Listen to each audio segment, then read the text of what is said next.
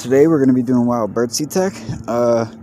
This has become one of my favorites to use lately, especially over brown rice. I've grown to stay away from brown rice unless it's powdered, and I make it into brown rice flour. Anyway, the amount of wild birdseed you want to use, usually it goes by like, if you want 4 jars, you put 2 jars worth of wild birdseed in. But anyway, today we're going to be doing the boil method, not the soak method. So first we're going to wash the birdseed, and how we do that is just by washing it and rinsing it over and over again. Sometimes it takes 7 times, sometimes it takes 50. It all depends on the amount of wild birdseed you have in here.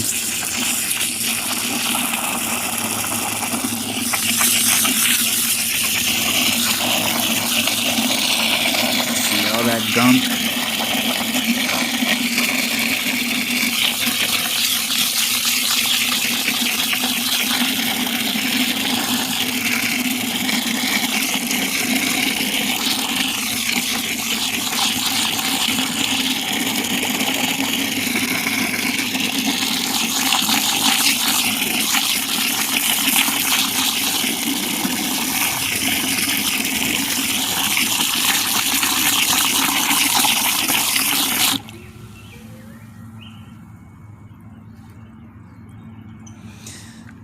See, let it all settle down a little bit. You can see all this floating.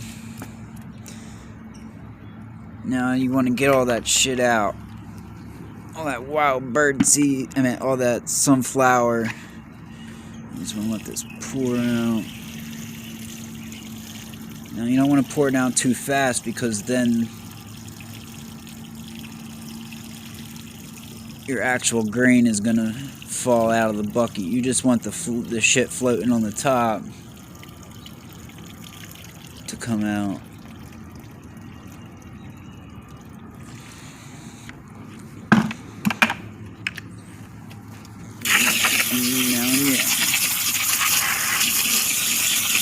Now you're probably gonna repeat this several times over.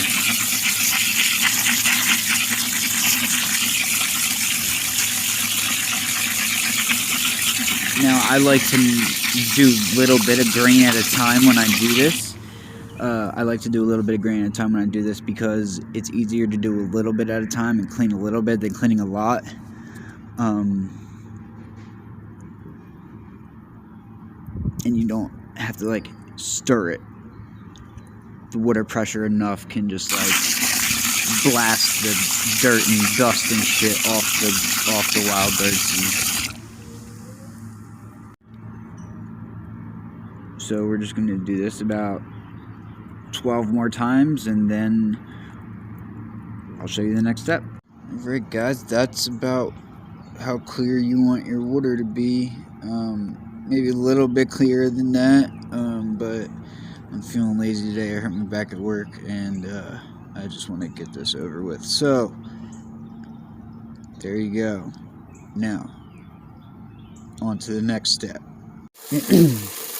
Okay, so we transferred the wild birdseed from the bucket into the pot. I'm going to fill it up about the water line, maybe 2 inches or so above the grain, wild birdseed. Alright. Put it on high. 47. And we are going to let this boil for 30 minutes.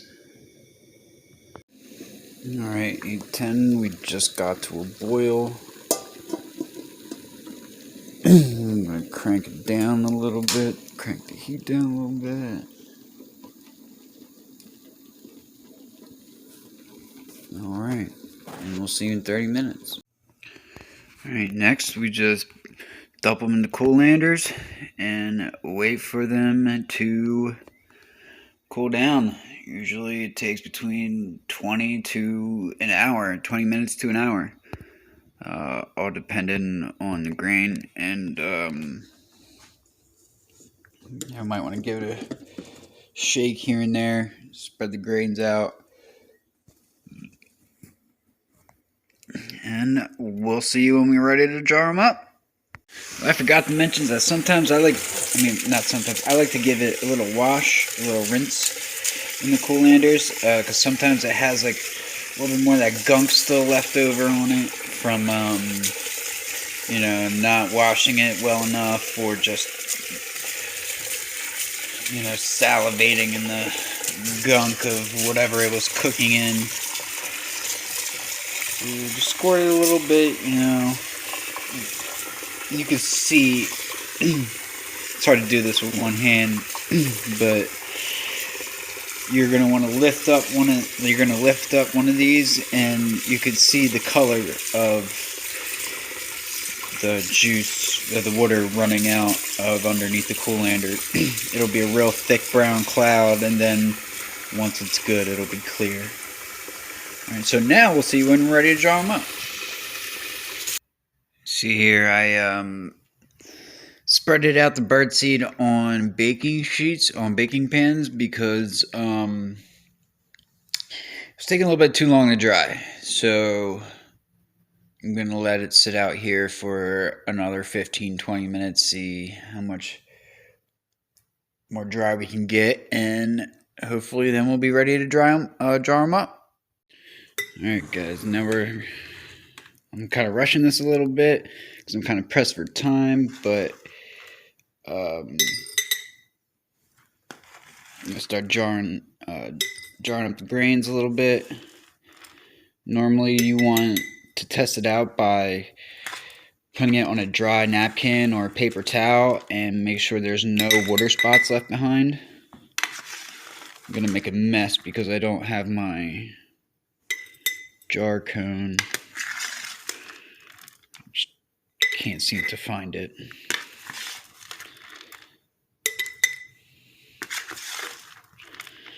And I'm also going to be doing the upside down unmodified lid tech. I seem to find that to be most efficient. It makes the lids last a lot longer and don't get rusted out as quickly as when you modify them and drill holes in them. I find it to be completely unnecessary after I've experimented with both ways of doing it. Now you only want to fill the jar about up to here, so when you break and shake it, you have room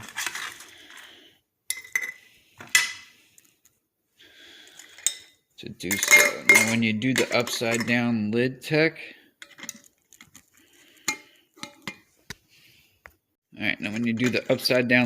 you want to make sure you turn all the way in and like a quarter turn to make sure this is nice and loose, but you don't want it to come off, but you want it to be loose.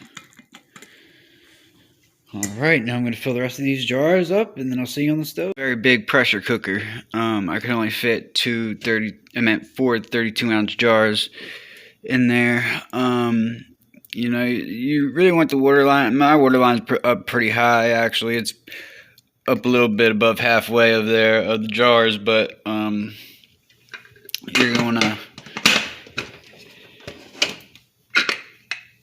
make sure your pressure cooker is working right. You want to Vaseline up the ring inside if you haven't done so in a while. And once this starts to do a little dance, that's when the timer will start. And we will pressure cook these jars for a minimum of 90 minutes. I prefer to usually do 2 hours. But for today's sake, due that I'm pressure close to time, I will be only doing it for 90 minutes.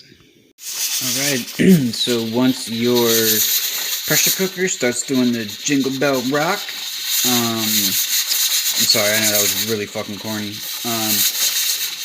That's when we start the timer. So right now, from 90 minutes from now is when we will turn this bad boy off. See you in an hour and a half. Now, also, what I'm going to do is since I have a small pressure cooker upstairs that couldn't fit that many. I put some of the grain in smaller jars, and you can use your Instapot.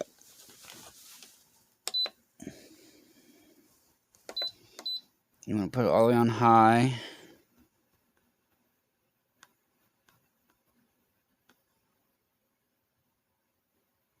And for 2 hours.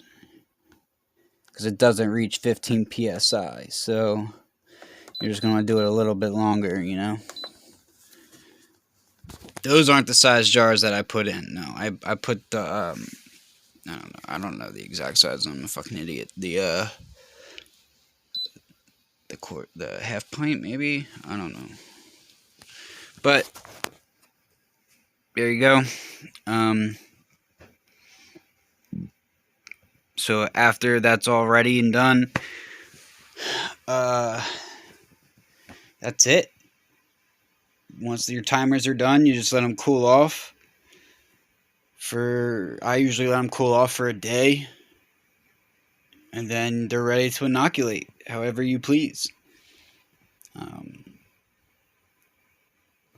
I'll update you on the jars once they